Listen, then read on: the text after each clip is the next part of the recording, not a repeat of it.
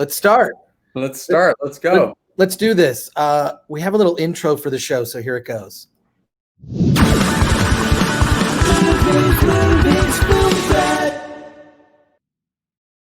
Welcome to the Film Threat Podcast. Ed Solomon, the screenwriter behind Bill and Ted Face the Music. Thanks for doing the show with us today. Hey, thank you. And Chris Matheson, the co-writer, had some family stuff today, so I'm carrying the ball for both of us. Oh, that's great. Now, you wrote the original Bill and Ted's Excellent Adventure back in the, dare I say, the 80s. What's it like to see this now? I mean, the trilogy is now complete. You created these amazing characters. How does that feel now to see this journey come to a close with a trilogy? It is a wild feeling. Not something I ever expected. When we first sat down, I remember first sitting down to actually write Bill and Ted. I remember Chris looking across the table at me going, someone might actually read this script. And I thought, whoa, what if we get it read? I would never have expected this thing to, have, been made. And then when it was made, it went through so many rocky starts and stops, and it was shelved for so long that the fact that people responded well enough for it to be a sequel was a shock. And then when the sequel came out, we thought, okay, we're done. And then didn't think about it for 15 years. But once we decided we really want to make a new one, once we knew we had a story to tell, and once we had Alex and Keanu going, you know what, let's do this. Let's really try and do this. The struggle to get it made was so intense, including up to the last week before we actually started shooting, when we lost our financing and had to scramble. And I thought I was going to be faced with this horrible, need to tell people we are so sorry it fell apart again. The moment that Dean said action, and I knew the movie was happening, that was a big relief. Then during the post-production process up to here, there was always the sense that it's a dream. And now I'm here, I'm talking to you. I assume did they show you've seen the movie? Oh, no, absolutely. No, I've seen it. I really it's so refreshing because it feels like a perfect summer movie. It really is like a celebration of nostalgia, but also that the final, I'm going to admit, I actually did get choked up at the very end. That final, along with that montage, I don't know whose idea that was. That montage was so cool. So, thank you. Well, I'll tell you about the montage in 1 second, but so the fact that now you've seen the movie and other people have now seen the movie it hits me on a gut emotional level going, it's done, dude. It's over. The movie is done. It is no longer yours. It is no longer a dream of what could be. It is a reality of what is. It's a movie in the world. Look, at the end of the day, it's just a movie. But for me personally, it went from being this lark that we wrote when I was 23, following a divining rod, pointing only to what makes us laugh, to this thing and I'm about to turn 60, this thing that's become an arc that's traversed the course of my whole life. It's a very different feeling, and not anything I would have expected from the moment of inception to now. And you actually had bit parts in the two previous films. Do you make a cameo in this? Well, we play ourselves finally. We're demons in hell. Shot on location in our apartment because, COVID and stuff. Right. Well, yeah, that's awful. Yeah, no, when Bill and Ted come across looking for their daughters, they come across two demons. That's me and Chris. Ah, that's awesome. What went in?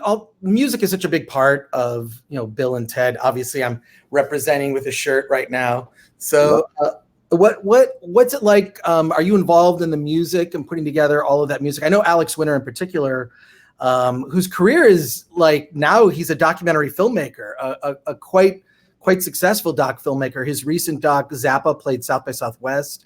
What went into putting together the music for the film? Well, Alex Winter is an incredible filmmaker. I mean, I love the documentaries he's made. I mean, literally every single one of them are worth watching. Fascinating pieces of work, really, really well made. Wait, what was the question? I just want to ask, like, what went into putting together the music? Music is such a big part of the Bill and Ted movies, obviously. Yeah. What went into putting together the music, and that you were going to tell me, you promised to tell me about that final scene. I want to know about that last scene. That's you need to stay through the credits is all I'm saying.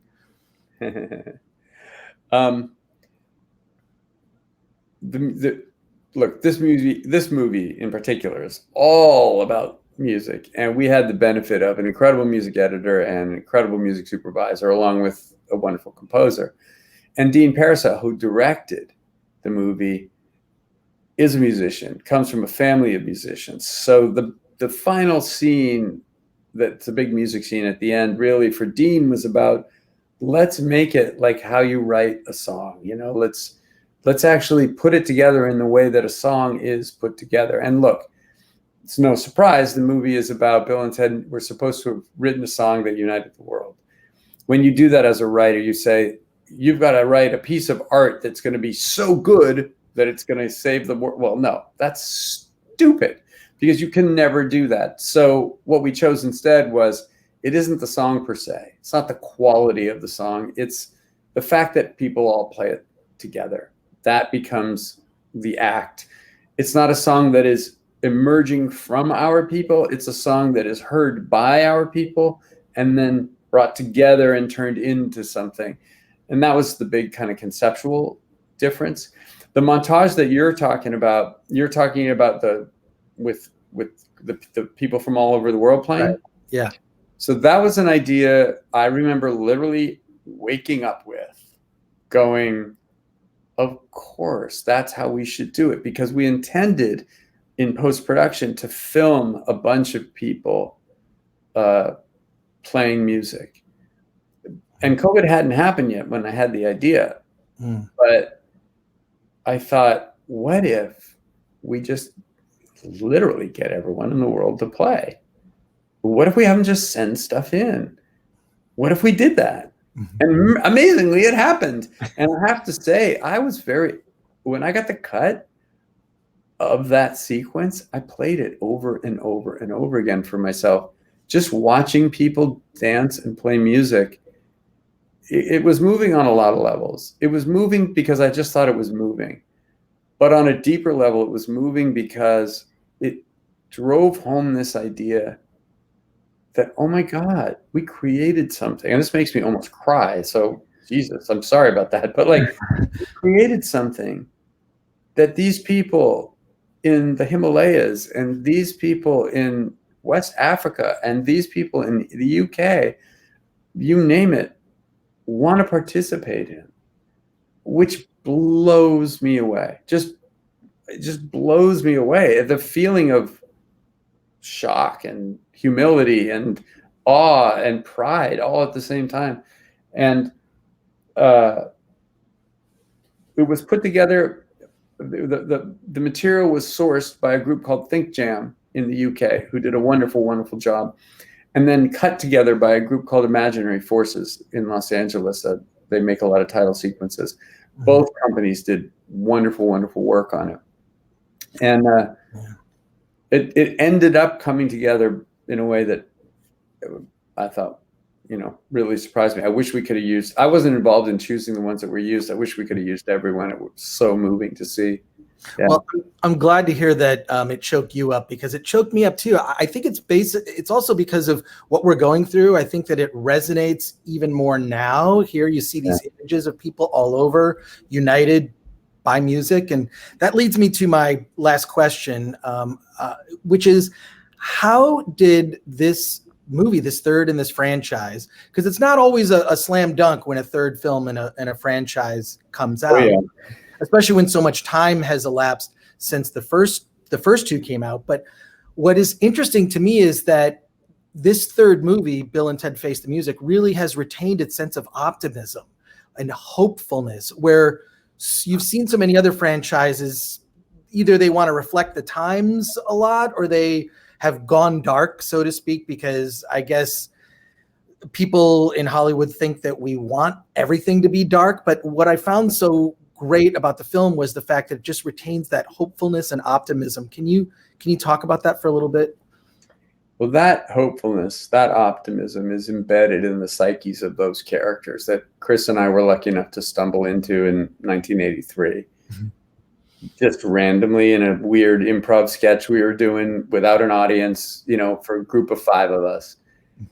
And we enjoyed just goofing around doing those characters so much because of that feeling of optimism. And Chris once described it this way, and I think it was a brilliant and beautiful way to describe it, which is a lot of writers will write an assassin or a hitman or a supervillain or a Wall Street tycoon with no, amoral or a sociopath as a way to create an alter ego to do all the dark things that they don't do in real life. And in a way, Bill and Ted for us is the opposite kind of alter ego. It's we're all like, who isn't, right? Who do you know that isn't twisted and fucked up and has their own issues and grappling with their own life and trying to live the best life they can, but screwing up all the time. But the ability to create and actually inhabit these characters that actually aspire to, or no, embody the higher parts of your life that you aspire to, and then get them to go out into the world and see how they interact. Like, that's a beautiful place to write from. So, and a gift really to write from. So I think this third movie really is carried on the shoulders of that attitude, which comes from Bill and Ted themselves, and comes from me and Chris just trying to project that part, like aspirational part of ourselves, into a dramatic situation and follow it through. We never wanted it to be cynical, this movie. Ever. I'm so glad it avoids that. It just feels refreshing. It feels like, a lot of retro films are being released to drive-ins and whatnot. And it's become like The Empire Strikes Back was #1 at the box office for a weekend. Like, I feel like this is the kind of retro movie we need now. And so I just wanted to thank you. And also the character of Dennis, I love Dennis. He was a joy. And I have to say, Anthony Carrigan brought just, exponentially improved that character. Chris and I love writing, villains who at the core are deeply insecure and just really want to be loved. They're really fun to write. But when Anthony took over the character, he just tripled the joy of that for us. And some of the great lines of his are ad libs that. Oh wow! Yeah, when he there was a moment when Bill and Ted walk up the steps in hell and they're looking out and they're like, I don't know, dude, and Anthony just goes, yeah, I don't know, dude, and it just cracked me up, but it was an ad lib, Great, Well, it's awesome. Thanks for taking the time to talk to us on the Film Threat podcast. I also want to thank our sponsor, Storyblocks. Go to storyblocks.com/filmthreat. Ed Solomon, it's a pleasure. I could talk to you all afternoon. This is great. Congrats on the movie. Chris, you know how to reach me, right? Just reach out anytime. I'd love to come back whenever it's good for you. That's great. When you have more time, that would be awesome to really dig into it. Just followed your career and just loved all the stuff that you've done. So thank you so much. Thank you. Anytime. Love to be back. Take care. Later. Sure. Thanks a lot.